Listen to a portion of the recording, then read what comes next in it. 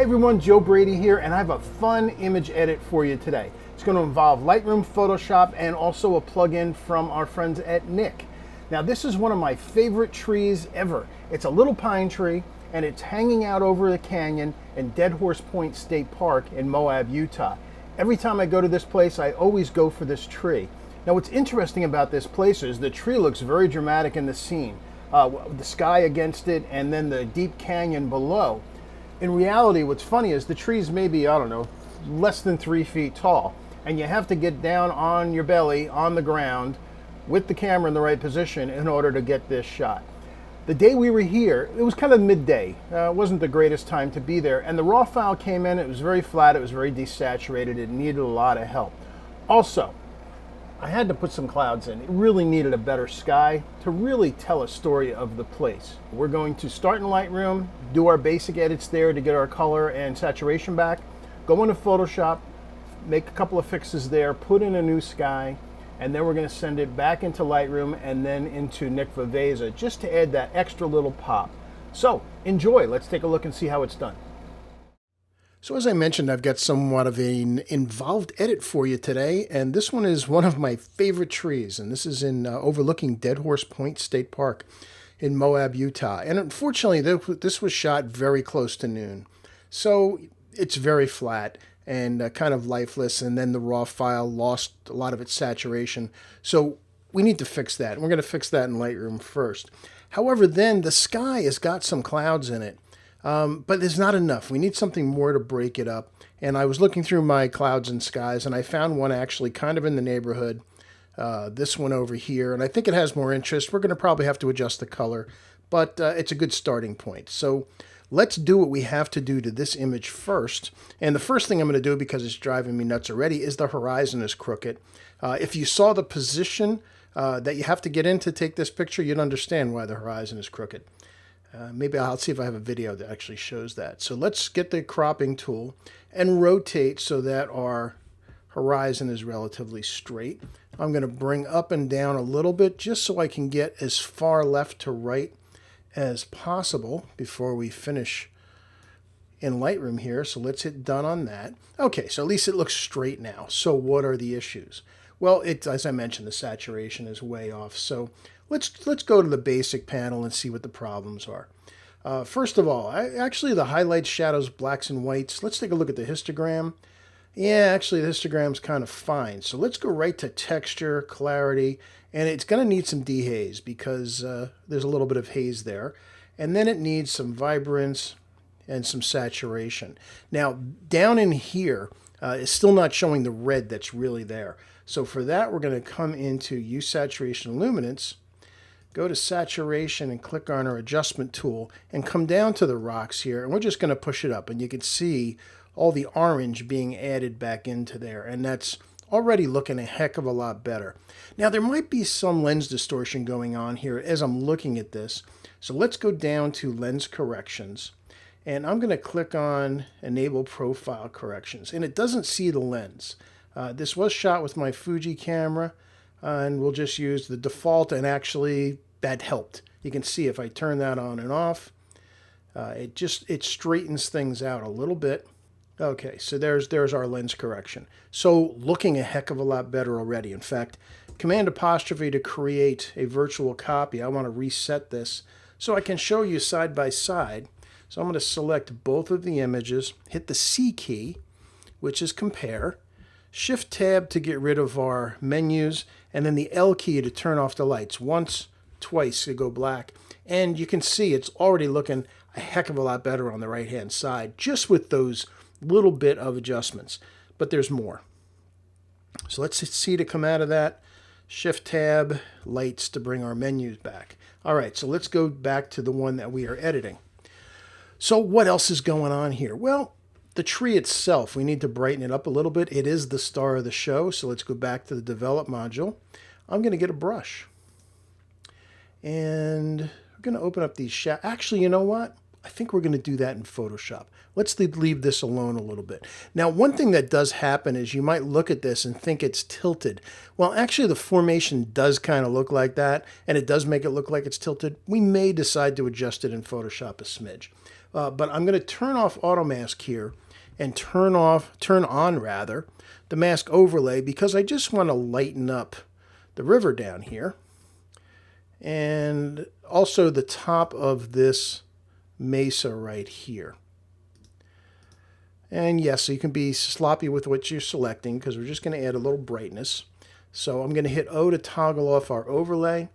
Let's bring up the exposure a little bit, and we're going to add a bunch of saturation so we can start to put some of that green back into the river because that river gets really green. And let's see, a little more brightness, maybe a little more contrast, and a little more clarity. Okay, now there's some light painting we're going to want to do a little bit later, but we're looking pretty good as far as the basics go. So actually the image isn't terrible, but we can make it a lot better. What are the distractions? Well, this whole foreground here is a little bit too powerful. There's nothing going on here, so we're going to either have to crop or compress that. We want to bring out a little bit more structure and color in the formations in the back. And let's take a look to see what we can do with the sky. So I'm going to Command click so that I select my sky. So here's the sky we're going to bring in, and this actually was shot in the area. So let's go ahead with both of those selected and go to Photo, Edit In, and choose Open as Layers in Photoshop. That'll take both the sky and the picture of the tree overlooking the canyon and put them both in the same file in Photoshop. All right, so here's our two images opened up. And you can see we have two different resolution images. That's fine. We're going to put the sky in the new one anyway. So the first thing we need to do is we need to select the sky. Well, in the past, you'd use the magic wand, a lot of other tools to get it, but now Photoshop has, under Select, Sky. Let's see how good a job it does and see if it'll get in all the nooks and crannies of the tree all by its lonesome. It is if it works, it is a great time saver. And son of a gun, look at that. In fact, let's get the magnifying glass, kind of zoom in, and it did a pretty darn good job of selecting that outline. So let's save this before we go any further. We'll go to Select, Save Selection. Let's save the sky so we can just recall it whenever we need it. All right, so let's hide our foreground. Let's just select the sky. So make sure the sky layer is active and just get a marquee. I don't probably need the very top. Let's just choose, say, that much of the sky. Command C to copy it or Control C to copy it to the clipboard, and we'll deselect that. And now let's bring up our main image. Go to Select, Load Selection so we can bring back our sky selection that Photoshop gave us. Hit OK. And now let's go to Edit, Paste Special, Paste Into. And there it is. And of course, there's something wrong. That's okay. Relax. Command T is Transform and allows us to just move this thing. So let's move it up. We'll move it left to right so that it fits. And let's bring it up higher and kind of figure out what's a good place for the sky to be. Actually, right around there. Do we want it hazy at the base or more dramatic clouds like that? Actually, you know, I kind of like it hazy. I think it fits in a little bit better. So let's put it right there and hit Enter. And that will put our new sky in place. And that looks pretty good. However, we're not done. Because if we click on the mask, we hold down Alt and click on the mask over in the layer, and you can see it's kind of fading in over the edge. So we need to fix that. So how do we do that? Well, again, here's our mask. What we need to do is put a gradation in the mask. So select the mask, hit the G key, which is gradients, and we need to come up to where it says gradients and go to basics. And if we do there, we want the one that goes from black to checkerboard. That means from black to transparent. And I don't want any of the new sky actually coming over top of the cliff here. So right here, we're going to go at 100%. And we're going to drag up. And that lets the old sky underneath show through. And now it's not impeding over the top of the canyon. And that's looking pretty good. Now we don't need all this extra area. So if we Command click or Control click on the layer with our foreground, that will select it. And then we can just come to Image Crop. If you prefer using the crop tool, that's absolutely fine. There's nothing stopping you from doing that. All right, Command D to get rid of our selection.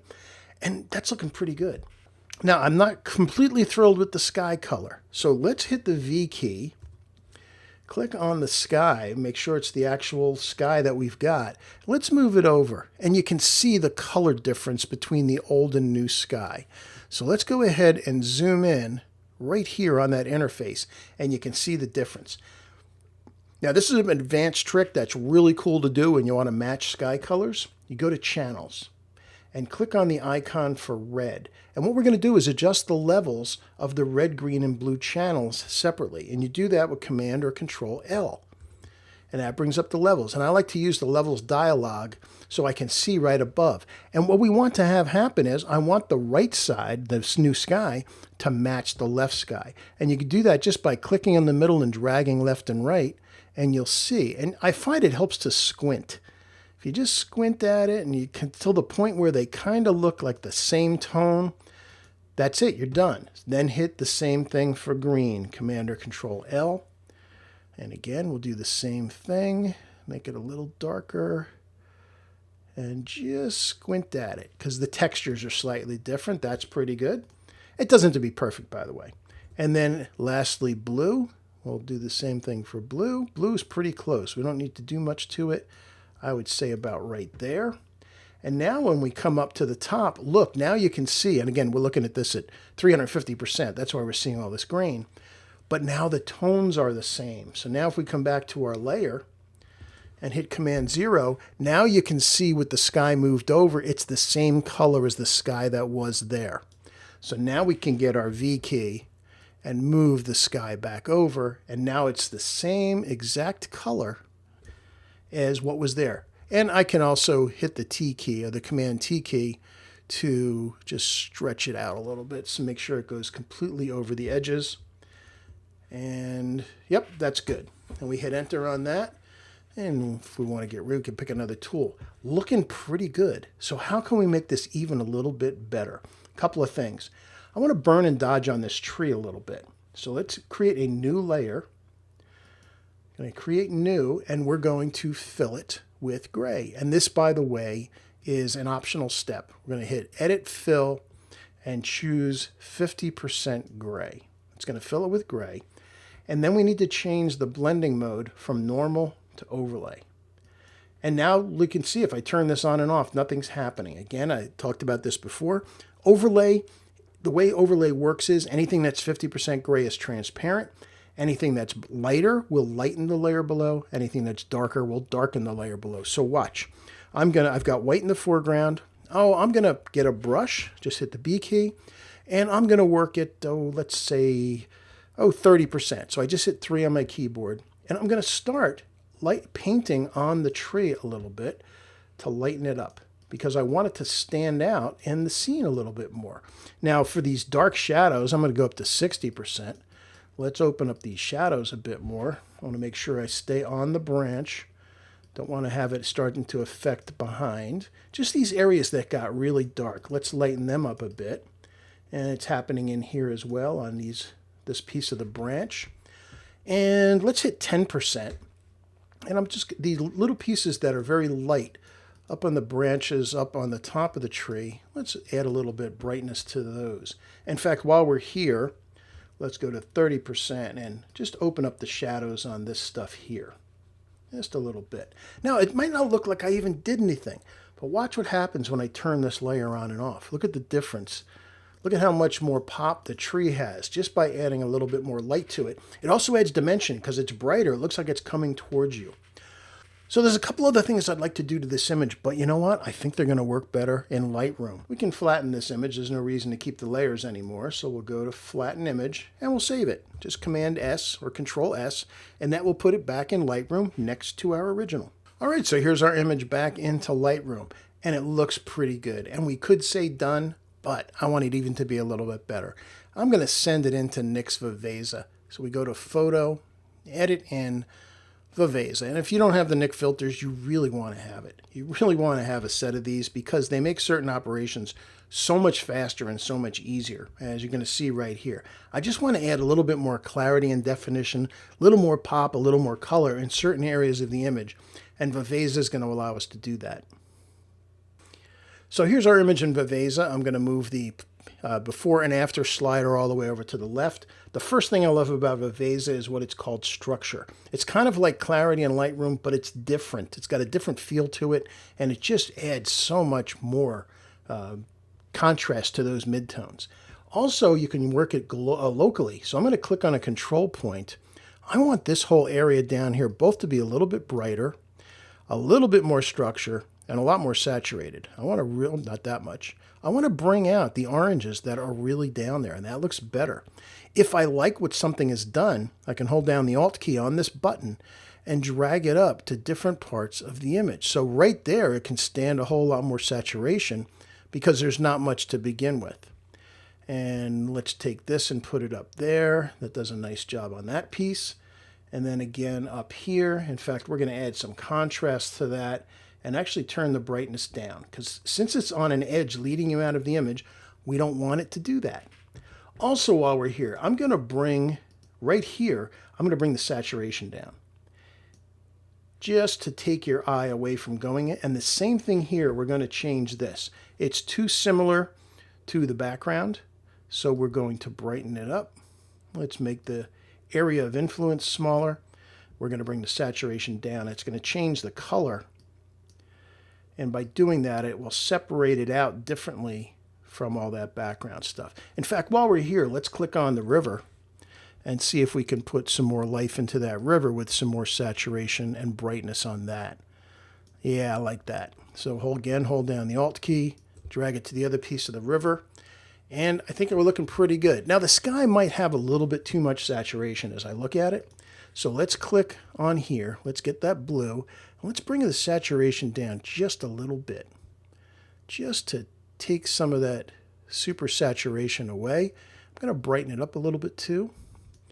And I'm not sure if I'm thrilled with the blue itself. Let's see if we add a little more blue, a little less blue, a little more blue. Okay, so that's looking a lot better. Let's drag our before after slider over, and you get to see the differences. You can just see how it's added a lot more pop to the image much more easily than we could have done by messing around with it more in Lightroom or Photoshop. Still think the sky needs a little bit of adjustment, but I think we can do that better in Lightroom. So let's hit save. All right, so here's our image in Lightroom. I do think the sky is a little too cyan, so let's go up to Hue, Saturation, Luminance. We're going to click on the Hue slider, and I think we're going to pump it up a little bit, make it a little bluer. Yep, I think that's better. Then we're going to pull out a little bit of saturation out of that. Don't want it to go gray. Just want a little bit of it out. Yep. And luminance slider, let's bring that brightness up a little bit on the blue. Yeah, that's better. We don't want it to be such a strong part of the image. Then I'm going to bring the saturation down a little bit more too. There we go. It looks a lot more subtle there. And then our last thing, under effects, let's go to our vignette. Let's see a whole vignette. Let's make it a little less round, a little more limited to the corners. We'll feather it in a bit, and we'll back it off to, what do we think here, about 14 or so. And what do we think about the crop? Let's take a look at the crop. Is there still too much foreground here? Perhaps. Let's just bring it up a little bit. I think that's better. I think it's less overwhelming in the shot, and I'm pretty happy with it. So let's go to full screen, and that looks really cool. That's a great scene. The way that amazing tree just kind of overlooks the bend in the river at Dead Horse Point State Park. And when you consider, we started with this. That was our original raw file. And again, it's all about seeing the final shot when you take it, because I knew when I took this that I was going to be able to turn it into something much more like this. So that was a deep one, very involved edit, but when you understand what you want your final image to look like, these are the kinds of things that can take you there. Hope you liked that. Thanks for watching. If there's any part of it that you didn't like, fine. You don't have to use everything I show you. I do cram in a lot of things. You might decide, well, I don't like replacing skies. That's absolutely fine. Don't replace the sky if you don't like it. Just take the things that speak to you that you think can improve your photography workflow. Thanks again for watching, and I'll see you online again soon. Bye-bye. So I hope you enjoyed that and you found some techniques and some thought process that you can put to use in your own photography. So I got two favors to ask of you. One, please subscribe. You'll get notifications when new videos show up. Also, you can see all the rest of my videos on the Joe Brady Photography YouTube channel. Also, please visit joebradyphotography.com and or photolearning, that's with an F.com, to subscribe to my newsletter. It's called Photo Friday. It goes out every Friday. It's for fellow photographers. And the only thing that I use your email address for is to send you that newsletter.